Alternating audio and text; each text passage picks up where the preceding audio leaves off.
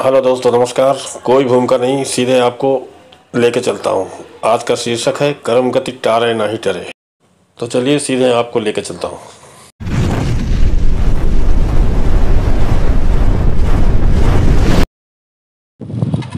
प्यारे दोस्तों, नमस्कार।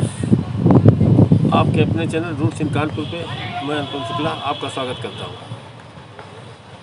नई लोकेशन है, आपके लिए एक छोटा सा वीडियो प्रस्तुत कर रहा हूँ। अपने विचारों से कमेंट्स के द्वारा हमें अवगत कराएंगे, ऐसी आशा मुझे है। श्रीमान शीर्षक है कर्म गति टारे नहीं टरे। कर्म की गति, कर्मों का फल, कर्मों का लेखा। कर्मों का लेखा क्या होता है? तो श्रीमान कर्मों की गति टलती नहीं है, इसी के ऊपर मैंने ये वीडियो बनाया है। एक बार की बात है, एक अपने को ताकतवर समझने वाला शख्स था। बहुतों को भ्रम हो जाता है कि वो ताकतवर है।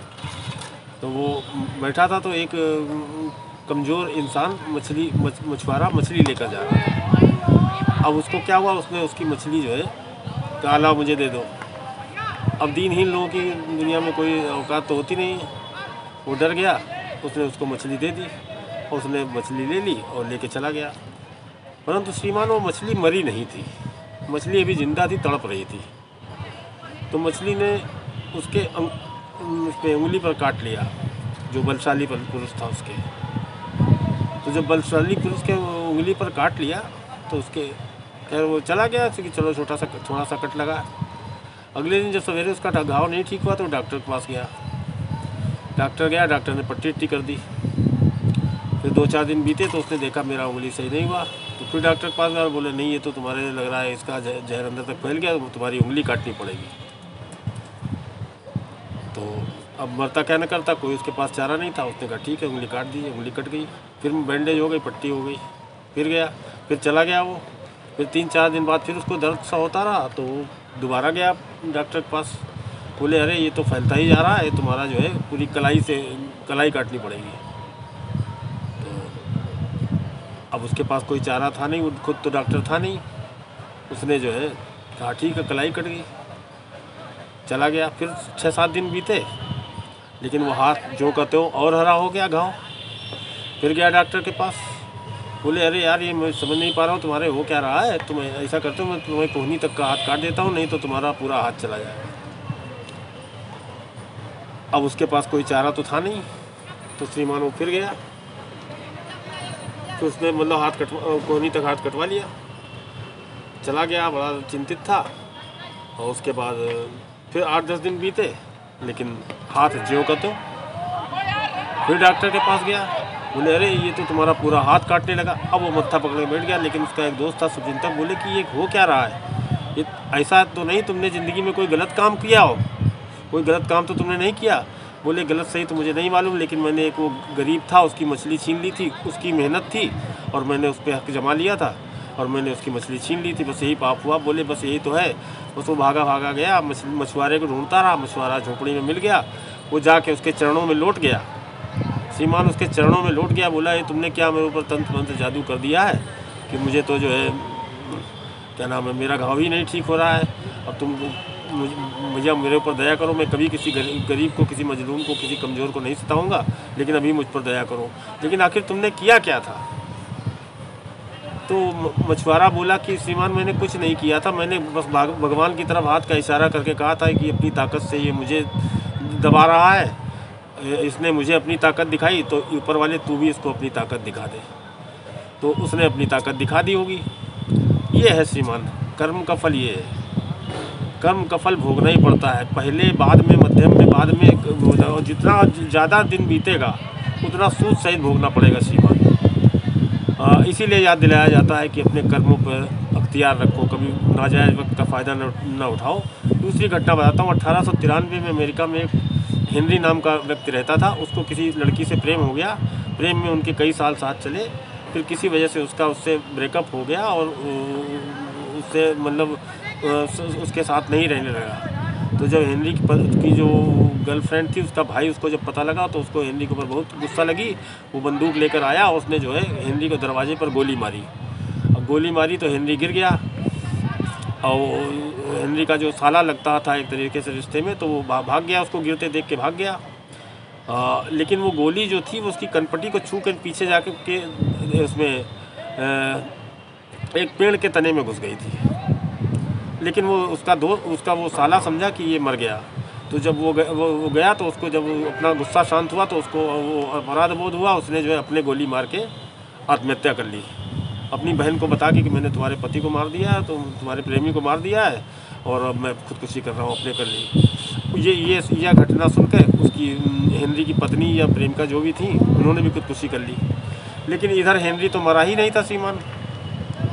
हेनरी ने अपनी प्रेमिका को धोखा जरूर दिया था लेकिन वो जो है मरा नहीं था। तो उसके कान के पास से गोली गुजर गई थी। हेनरी उठा और जीवन यापन करने लगा श्रीमान। अगले 20 साल उसने जीवन यापन किए।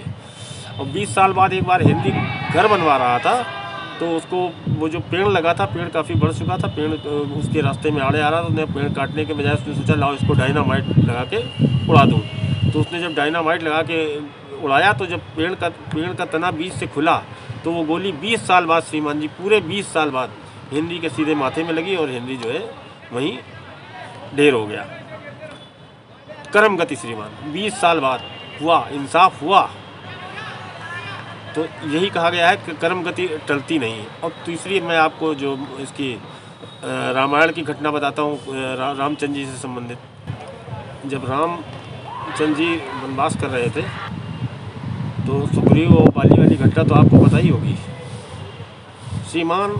हर तकनीक की दृष्टि से राम अगर बाली के साथ होते तो राम के लिए बहुत ही आरामदायक स्थिति है, क्योंकि पता है आपको कि बाली सामने वाले की आधी शक्ति ले लेता था और बाली इतना ताकतवर था कि उसने रावण को बहुत युद्ध में हराया था और 6 महीने तक तो कांख में दाब के घूमता रहा था। लेकिन इसके बावजूद जब संधि करने की नौबत आई तो मर्यादा पुरुषोत्तम रामचंद्र जी ने बाली का साथ नहीं दिया, जबकि उनकी बाली से कोई झगड़ा भी नहीं था। जैसे सुग्रीव थे वैसे बाली थे। तो लेकिन उन्होंने अभी आगे पता चलेगा आपको कि क्या कारण था जो उन्होंने ऐसा नहीं किया। तो श्रीमान उन्होंने ताकतवर का साथ देने के बजाय जश का साथ दिया रामचंद्र जी ने, जो भी उनके मन में रहा हो। तो उसके बाद जब वो बहुत मेहनतों के बाद जब सुग्रीव के पीछे छुप के उन्होंने बाली को मारा तो बाली जब मरने लगा तो बाली रोने लगा, बोला कि जैसे भगवान तुम्हारे लिए जैसे सुग्रीव थे वैसे ही मैं था, तो तुमने मुझे क्यों मारा, इसको छोड़ दिया, इसका साथ दिया तुमने, मेरा साथ क्यों नहीं दिया। तो रामचंद्र जी ने कहा कि देखो बाली ऐसा है, तुम जो है तुमने अपने भाई का अनादर किया, भाई की पत्नी का अनादर किया, बहन का अनादर किया और तुमने जीवन में इतने अत्याचार किए। जब तुमने अत्याचार इतने किए तो तुम्हारे कर्मों का फल तुम्हारे आड़े आना ही था, उसमें मैं कुछ नहीं कर सकता था, क्योंकि मैं तुम्हारे पापों का भागी नहीं बनना चाहता था और तुम्हारे पापों को हरण करने के लिए ही मुझे इस परिस्थिति में यहाँ पे आना पड़ा था। इसलिए जो है देखिए बाली की भी कर्म की गति थी श्रीमान, कर्म की गति थी, वो टाले नहीं टली और इस तरह से बाली का वध हुआ। तो श्रीमान कर्म की गति यही होती है, किसी न किसी स्टेज पे उसको भुगतना ही पड़ता है, चाहे वो बुरे कर्म हो या अच्छे कर्म। कभी कभी ऐसा होता है अच्छे कर्म करते रहने का कोई प्रतिफल नहीं मिलता है तो इंसान निराश हो जाता है, जबकि नहीं होना चाहिए, क्योंकि वो कंपाइलेशन होता है कि जो भगवान के चित्रगुप्त हैं वो कोई भी मतलब चीज़ छुप नहीं सकती है। तो यही है कि कर्म की गति, कर्म का फल मिलेगा, आज नहीं तो कल भोगना तो पड़ेगा। तो इस वीडियो को यहीं तक, इंतज़ार करिए कल तक। आपका दिन शुभ हो। वीडियो आपको अच्छा लगा होगा तो हमारे चैनल को सब्सक्राइब करें, वीडियो को लाइक करें, शेयर करें और कमेंट्स ज़रूर दें, क्योंकि खुशियाँ बांटने से बढ़ती हैं।